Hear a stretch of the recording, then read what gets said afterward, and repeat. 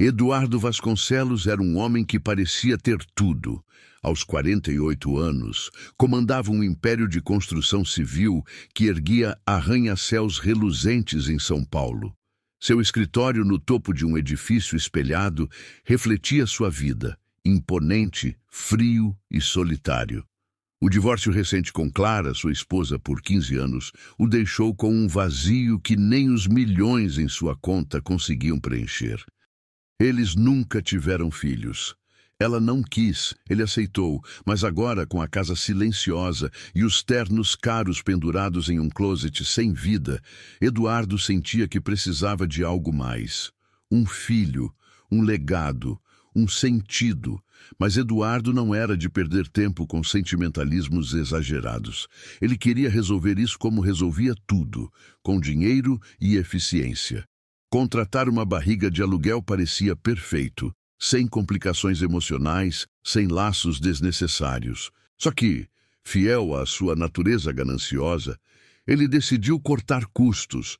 Por que pagar uma fortuna a uma clínica especializada se podia encontrar alguém desesperado o suficiente para aceitar menos?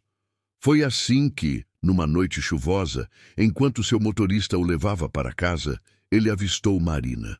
Ela estava encolhida sob o toldo de uma padaria fechada, protegendo-se da garoa com um pedaço de papelão. O cabelo castanho, molhado e embaraçado, caía sobre os ombros magros. Vestia uma jaqueta surrada e segurava uma sacola plástica com o que parecia ser todo o seu mundo. Eduardo abaixou o vidro do carro e a encarou por alguns segundos. Não era bonita no sentido clássico, mas havia algo nos olhos dela.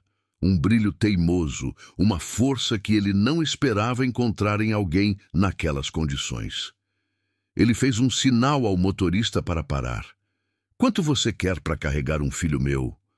Perguntou direto, como se estivesse fechando um contrato de fornecimento de concreto. Marina ergueu o rosto surpresa e o encarou com desconfiança. Sua voz saiu rouca, mas firme. "O quê? Você tá louco?" "Não, só prático. Você precisa de dinheiro.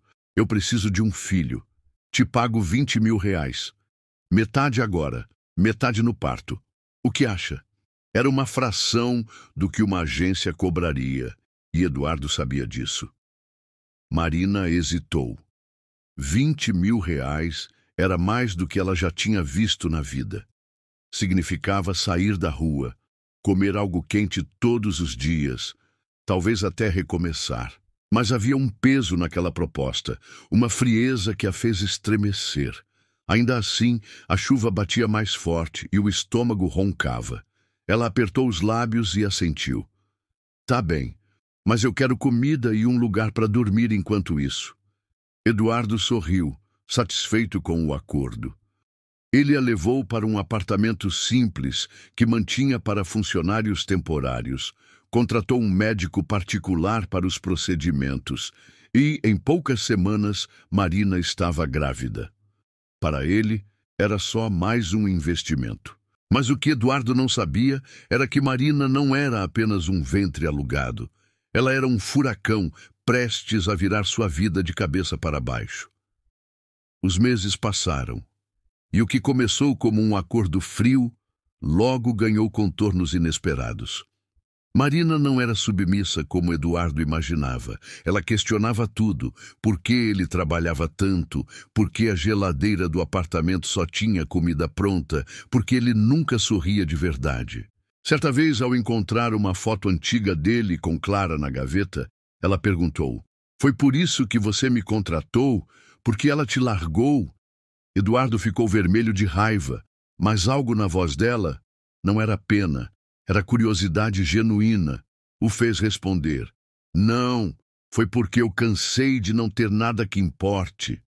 Marina riu, um som rouco e sincero que ecoou no apartamento vazio. "Engraçado, você tem tudo e acha que não tem nada. Eu não tenho nada e ainda acho que tenho o suficiente." Essas conversas o desarmavam.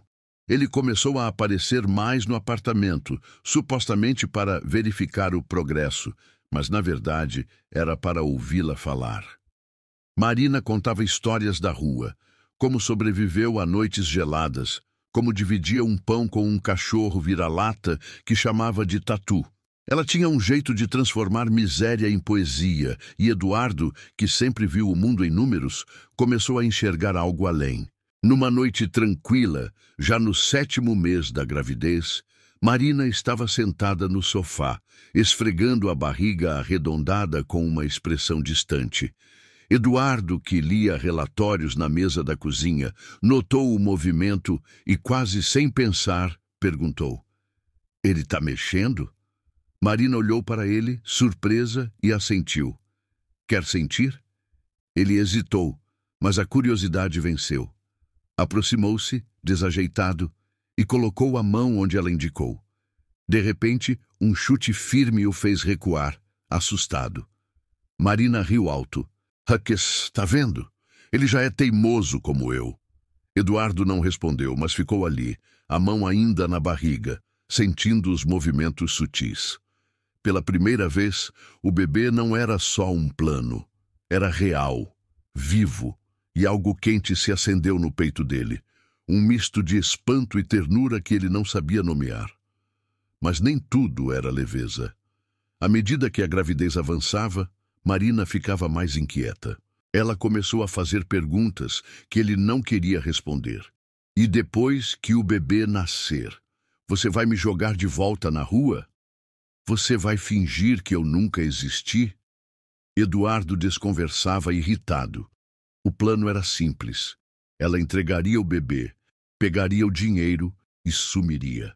Mas a presença dela, o cheiro de café que ela insistia em fazer, os bilhetes rabiscados que deixava na geladeira, "Compre leite de verdade, isso em pó é horrível", estava se infiltrando na vida dele como água em uma rachadura. O dia do parto chegou de surpresa.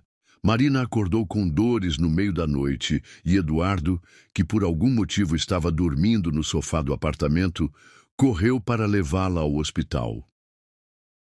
No caminho, entre os gritos dela e o trânsito caótico, ela agarrou a mão dele com força e disse algo que o fez congelar. "Se eu morrer aqui, cuida dele direitinho, tá? Ele merece mais que dinheiro." Ele não respondeu, mas aquelas palavras o acertaram como um soco. No hospital, enquanto os médicos corriam ao redor, Eduardo ficou na sala de espera, as mãos tremendo. Pela primeira vez em anos, ele sentiu medo, não de perder o filho, mas de perder Marina. Quando a enfermeira finalmente o chamou, ele entrou no quarto esperando ver o bebê nos braços dela. Mas o que viu o deixou sem ar. Marina estava sentada na cama, o rosto pálido mas vivo, segurando não um, mas 2 bebês, gêmeos, um menino e uma menina, minúsculos, enrolados em mantas brancas. Ela olhou para ele, os olhos brilhando de exaustão e algo mais.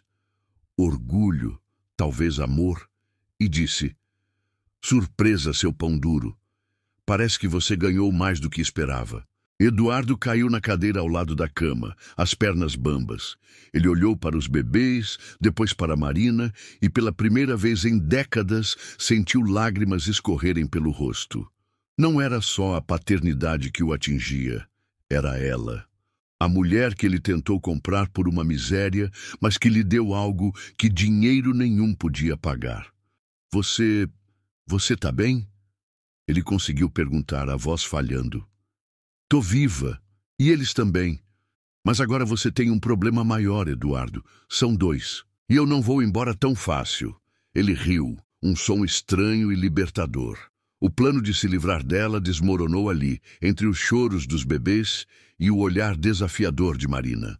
Nos dias seguintes, ele a levou de volta ao apartamento, não como uma contratada, mas como alguém que, sem ele perceber, tinha se tornado essencial. Os gêmeos, batizados de Lucas e Sofia, cresceram com um pai que aprendeu a rir e uma mãe que nunca deixou de lutar. E Eduardo, o homem que achava que podia comprar um sentido para a vida, descobriu que o verdadeiro valor estava no que ele quase perdeu. Semanas depois, numa manhã ensolarada, Eduardo entrou no quarto onde Marina ninava os gêmeos. Ele carregava uma caixinha de veludo que tremia ligeiramente em suas mãos. Ela ergueu os olhos, desconfiada, enquanto ele se ajoelhava desajeitadamente ao lado da cadeira. Marina, eu sei que comecei isso tudo errado, mas você mudou tudo. Casa comigo? Não por eles, mas por nós.